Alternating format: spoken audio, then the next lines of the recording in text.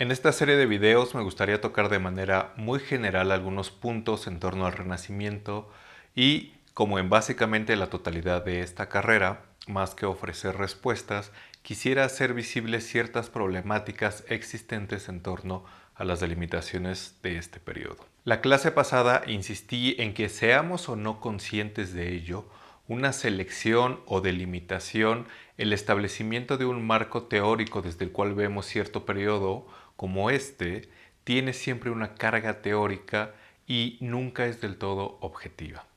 De hecho, el Renacimiento es bastante complejo y difícilmente se agotaría en delimitaciones simplistas. Por ejemplo, Carlos Mínguez señala que si tomamos en cuenta una división de periodos como la Antigüedad, la Edad Media, la Edad Moderna y la Edad Contemporánea, el Renacimiento no es más que un movimiento cultural a caballo entre la Edad Media y la Edad Moderna.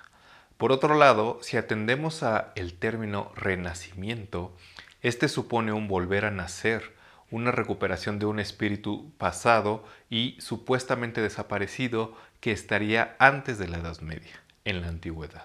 Por supuesto, ambas definiciones nos dicen algo sobre el Renacimiento, sin embargo, también tienen grandes imprecisiones. Como seguro nos enseñaron en la secundaria, la Edad Media, ese periodo de tinieblas y barbarie que dura 10 siglos, comienza en el siglo V y termina en el XV. Y en particular habría dos momentos fundamentales que lo delimitan: la caída del Imperio Romano de Occidente en 476 después de Cristo y la caída del Imperio Romano de Oriente en 1453. Sin embargo, como todos sabemos, estas delimitaciones siempre son relativamente arbitrarias. No es que en el año 500 los habitantes de Roma se dijeran a sí mismos: oh, claro, estamos en la Edad Media, o que los sabios griegos que emigraron a Italia después de la caída de Constantinopla dijeran: estamos en el inicio del Renacimiento, en el umbral de la modernidad. Y esto no sucede por dos cosas: porque los cambios de época no se dan de una manera brusca. No es que un día estemos en un periodo y al otro despertemos en otro. Esto siempre es de manera gradual y nunca se dará uniforme en todos los niveles. En segundo lugar, porque todas estas etiquetas sobre los periodos son siempre posteriores. De manera que en cuanto a la línea temporal puede haber visiones que coloquen el inicio del Renacimiento en el corazón de la Edad Media o ya en la modernidad.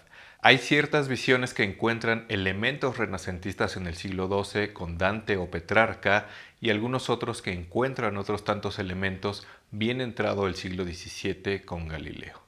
En cuanto a la idea de recuperación de lo antiguo, Mínguez señala que la recuperación del mundo clásico es algo que ya estaba presente en los movimientos intelectuales medievales, de modo que no es una cuestión privativa del Renacimiento. Señala también que el estudio y polémica sobre este periodo incide en las fronteras temporales del mismo y depende de la imagen que la historiografía ha construido, de modo que el concepto histórico queda impregnado por las ideologías desde las cuales se construye la historia. Por lo pronto, notemos que si al acercarnos al Renacimiento ponemos el peso en la literatura, nos centraremos en Petrarca y Ariosto. Si lo ponemos en la religión, iremos hasta el siglo XVI con la Reforma Protestante. Si nos interesa la ciencia, quizá nos vayamos al siglo XVII con Galileo. Cassirer, por ejemplo, centra su atención en Nicolás de Cusa, a quien considera el verdadero fundador de la filosofía moderna, al fundar su concepción del mundo a partir de las matemáticas. Lo cual es extraño, pues este es un pensador no italiano.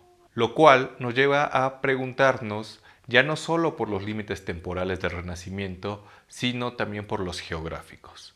¿El Renacimiento es un fenómeno exclusivamente italiano o podemos hablar de Renacimiento en otras latitudes? Todas estas cuestiones que hemos tocado de manera superficial, pero no por ello menos problemática, nos obligan a establecer más bien un periodo relativamente arbitrario que abarca los siglos XV y XVI y que estará centrado principalmente, como veremos más adelante, en Italia.